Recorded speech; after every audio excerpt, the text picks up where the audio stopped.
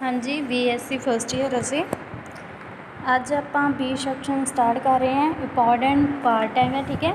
देखो B section के विच आपां फर्स्ट चैप्टर करते हैं रजे solution of differentiable equation in series. Important है भी। सब तो पहला देखो पावर सीरीज़ की होंगी है रजे, इट इज़ इनफाइनाइट सीरीज़ है। इनफाइनाइट मीनस इनफिनिटी तक होगी ऑफ द फॉर्म, इस फॉर्म के विच होगी समेशन वेरी करता है एन वेरी करू 0 to infinity a n x minus alpha की पावर कितनी अपने को एक्स माइनस अल्फा पूरी की पावर एन। सब तो पहला एन की वैल्यू पुट करो, एन की वैल्यू 0 पुट की, ए 1 आ गया भी, एन की वैल्यू कितनी पुट की 1 पुट की 2 पुट की अप टू इनफिनिटी तक। Where a naught a 1 are की है कॉन्सटेंट है, ए कोफिशेंट है, ठीक है। पावर सीरीज़ दे अल्फा की है सेंटर ऑफ पावर सीरीज़। जो अल्फा की वैल्यू सीरीज़ रजे 0 है दैन पावर सीरीज़ इस फॉर्म के होगी, ठीक है। एग्जाम्पल के थ्रू देखो ये power series x minus alpha आ रहा है। कन्वर्जेंस ऑफ पावर सीरीज़ की होंगी है, जी सीरीज़ है इस फॉर्म के जदों कि अजे अपने को कन्वर्ज करो एट पॉइंट देते मीनस कोई फाइनाइट वैल्यू होंगी है, ठीक है। तो कन्वर्ज करूगी जो इनफाइनाइट वैल्यू है उदों की करूगी डिवर्स करूगी। फिर आगे रजे इंटरवल ऑफ कन्वर्जेंस ये की होगी the series is always converse करो at x is equal to alpha के उत्ते वैल्यू पुट कर दो। बस आ सीरीज़ मेन याद रखियो, ये डिपेंड है। फिर रेडियस ऑफ कन्वर्जेंस वो आ फॉर्मूला अप्लाई करांगे आप रेडियस ऑफ कन्वर्जेंस के लिए, ठीक है।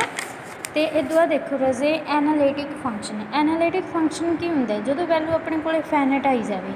ये real function F of x defined on the interval include the point alpha is called analytic function, ठीक है। एट अल्फा देती if and only F of x can be represent the power series, ठीक है, with radius of convergence are greater than 0। या दूसरे word के आप कह सकते हैं ये फंक्शन है उदों एनालिटिक होगा एट पॉइंट के उत्ते, पॉइंट इतने लेते रहे अल्फा इफ इट्स जी टेलर सीरीज़ है अबाउट एडजस्ट करे अपने मीनस फाइनाइट वैल्यू आए, ठीक है। एडजस्ट सीरीज़ वो करूँगी जो अपने को फाइनाइट वैल्यू हो। मेन इंपॉर्टेंट पार्ट है रजे ये अपने को ऑर्डनरी एंड सिंगुलर पॉइंट। सब तो पहला आपको क्लीयर होना चाहिए भी ऑर्डनरी तो सिंगुलर पॉइंट होंगे की है।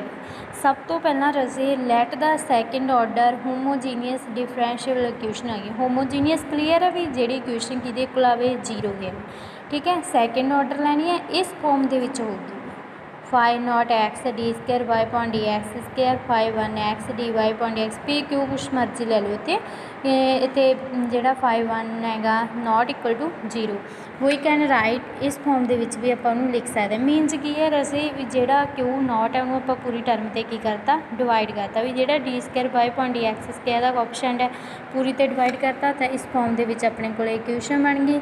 ये तो कि वैल्यू आ गई अपने को पी एक्स की तो कि वैल्यू कर ली रजे क्यू एक्स की। तो क्लीयर हो ही जाऊगा ऐसे डिवाइड करके आ बन गई अपने को five one upon x, five one x upon कितना गया 50 एक्स, ठीक है। फिर क्यू एक्स की वैल्यू कढ़ ली। तो हुण देखो रजे ऑर्डनरी पॉइंट कदों होणगे ते अपने को है सिंगुलर पॉइंट कदों होणगे। ऑर्डनरी पॉइंट देखो रजे than a point x is equal to alpha, कोई भी पॉइंट ले सकते जिमें x is equal to x naught ले लें। इस कॉर्ड ऑर्डनरी होगा if what the function P x and Q x analytic होंगे मीनस वो कोई ना कोई फाइनाइट वैल्यू हो means P of x not equal to की हो 0 के इक्वल ना हो, ठीक है। भी जे आप वैल्यू पुट करिए आप एग्जाम्पल के थ्रू ही देखो जे आप इतने वैल्यू पुट करिए, ठीक है। इतों पी एक्स तो क्यू एक्स की वैल्यू कढ़ ली जे वो की बनती हैगी नॉट इक्वल टू 0 तो ऑर्डनरी पॉइंट है, जे इक्वल टू 0 बन गई तो वह आजू सिंगुलर पॉइंट आजूगा, ठीक है। वैल्यू पुट करन दी सिंगुलर पॉइंट भी वैसे 2 टाइप के होंगे रैगूलर सिंगुलर पॉइंट रीरैगूलर सिंगुलर। जे वैल्यू आती है तो फाइनाइट, ठीक है, ताकि होंगे वो रैगूलर, जे आऊगी इनफाइनाइट ताकि होगी रीरैगूलर सिंगुलर पॉइंट आएंगे। नैक्सट अजे आप इनू सॉल्व करन दे दो मैथड है पावर सीरीज़ मैथड तो फॉरवर्नियस, ठीक है। फ्रोवेनियस मैथड आप अज करते हैं रजे power series method. Important method है भी पावर सीरीज़ मैथड। देखो to find the solution in series about ordinary, ordinary point कदों होंगे भी जदों पी ऑफ एक्स तो Q x not equal to की आए अपने को 0 मीनस फाइनाइट वैल्यू आए, ठीक है। तो देखो की है इक्वेशन गिवन है सब तो पहले तो पी एक्स ਤੇ Q x 1 minus x square है पूरी इक्वेशन ਤੇ डिवाइड करता है रजे।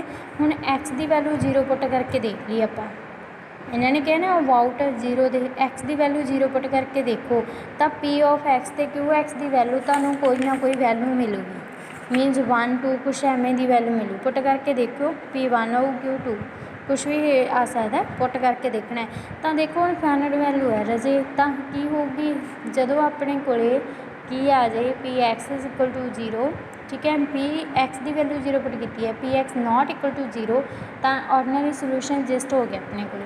तो ये सोल्यूशन एग्जिस्ट करो फस्ट स्टैप आ क्वेश्चन याद रखनी है तुसी पावर सीरीज़ ही हैगी let y is equal to a naught a 1 x plus a 2 x square इस फॉर्म के होगी। तो यदा की करना है डेरीवेटिव करना है फस्ट टाइम सैकेंड डेरीवेटिव फिर फस्ट इक्वेशन के वैल्यू पुट कर दो फिर अक्यूट करना है तुसी रजे कोफिशेंट मीनस ए नॉट ए 1 ए 2 की वैल्यू कढ़ के ये पुट करनी है सीरीज़ ये तो को सल्यूशन है जोड़ा की हो जूगा फाइंड हो जूगा। क्लीयर है रजे सम करके देखना है इंपॉर्टेंट है बार बार कह रही हैं जे कोई प्रॉब्लम आती हुई पूछ लो प्लीज़। Okay Raje.